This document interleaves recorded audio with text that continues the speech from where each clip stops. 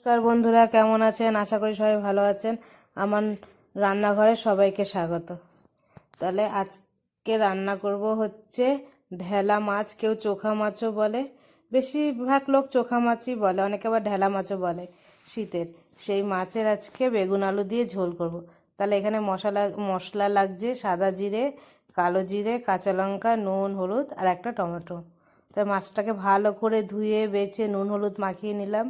নিয়ে এবার কড়াইতে তেল দিয়ে কড়াই গরম করতে দিলাম। দিয়ে এবার কড়াইয়ের মধ্যে মাছগুলো আস্তে আস্তে একটা একটা করে সুন্দর করে দিয়ে দেবো। এই মাছে খুব কাটা, কিন্তু কাটা হলে হবে কি, কিন্তু খুব স্বাদ হয় শীতকালে। সব কটা মাছ তাহলে ভালো করে ভেজে নিয়েছি। নিয়ে এবার বেগুনটাকেও সুন্দর করে ভেজে নিয়েছি। নিয়ে বেগুনটাকেও তুলে নিলাম। নিয়ে এই তেলের মধ্যেই আবার আলুগুলো দিয়ে দেবো। আলুগুলো দিয়ে দিলাম। এবার আলুগুলোকেও ভালো করে একটুখানি ভেজে নেব। নিয়ে আলুগুলোও ভাজা হয়ে গেছে, এবার আলুগুলোকেও তুলে নেব। নিয়ে আবার কড়াই বসিয়ে দিলাম। কড়াইতে তেল দিয়ে কালো জিরে দিয়ে দিলাম। যে কালো জিরেটা তেলের মধ্যে একটুখানি সুন্দর গন্ধ বেরোবে ভাজার, তখন এর মধ্যে মশলা, ওই যে টমেটো, কাঁচা লঙ্কা, এগুলো জিরে সব দিয়ে বেটে মশলাটা এর মধ্যে দিয়ে দিলাম। দিয়ে এবার এই মশলাটাকে সুন্দর করে কষিয়ে নেবো। এর মধ্যে নুন হলুদও দিয়ে দেবো, নুন হলুদ লঙ্কার গুঁড়ো পরিমাণ মতো দিয়ে এটাকে ভালো করে এবার কষাবো।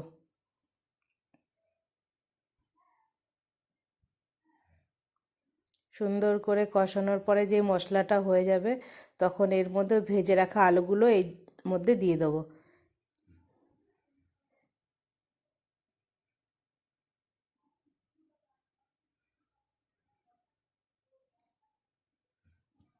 ব্যাস, মশলাটা ভালো হয়ে গেছে। এবার এর মধ্যে আলুগুলো দিয়ে দেবো। দিয়ে এবার আলুগুলো দিয়ে এটাকে ভালো করে কষিয়ে ঢেকে দিয়েছিলাম। ব্যাস, এবার ঢাকনাটা তুলে দেখে নিই যে হয়েছে কি না। তো এটাকে ভালো করে এবার নাড়িয়ে নেব। কষানোটা সুন্দর হয়ে গেছে, ভালো করে এখন কষিয়ে নিতে হবে।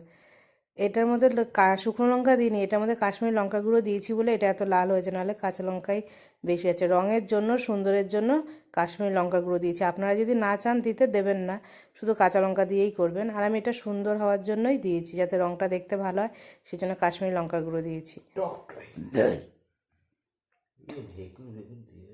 দিয়ে এবার এর মধ্যে পরিমাণ মতো ঝোল করে নেবো। আজকে এটা ঝোল করবো, পরিমাণ মতো ঝোল করে নেবো।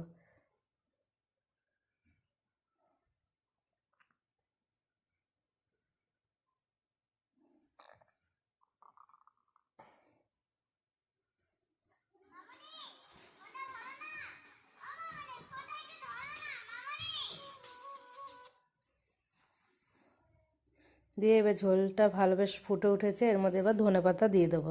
কুচানো ধনেপাতা এর মধ্যে দিয়ে দেবো।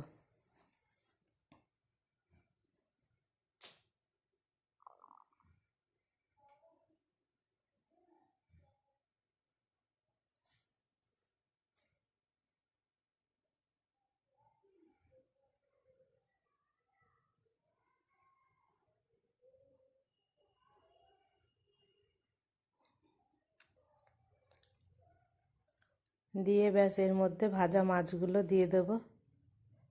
আলুটাকে যেই ভালো করে আলুর সাথে ধনেপাতার সাথে মিশিয়ে নিলাম। এবার মাছগুলো যে ভাজা ছিল, সে ভাজা মাছগুলো এর মধ্যে আস্তে আস্তে করে একটা একটা করে দিয়ে দেবো।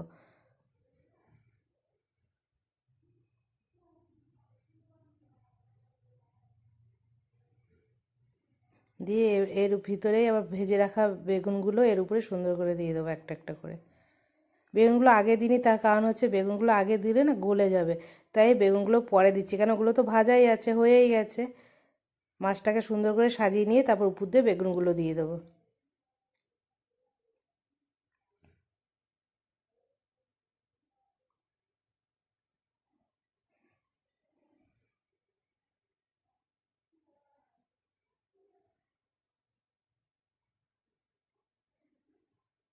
প্লেটে যে বেগুন ভাজা তেলটা ছিল সেটাকেও দিয়ে দিচ্ছি। ব্যাস, উপর থেকে এবার আরেকটু ধনেপাতা দিয়ে দেবো।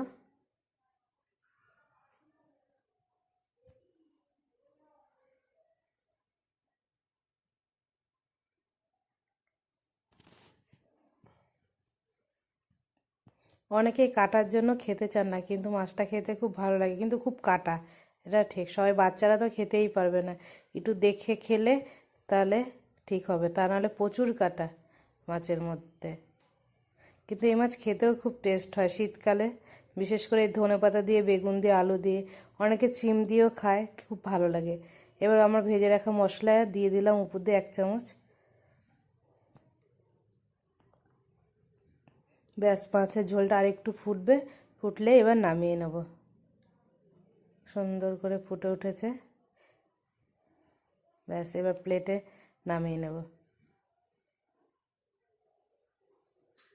যদি আমার এই ভিডিওটা ভালো লাগে তাহলে প্লিজ একটা লাইক, শেয়ার, কমেন্ট করবেন। আর আপনারা ভালো থাকবেন, সুস্থ থাকবেন, আবার দেখা হবে নতুন কোনো ভিডিওতে। আজ আসি, নমস্কার।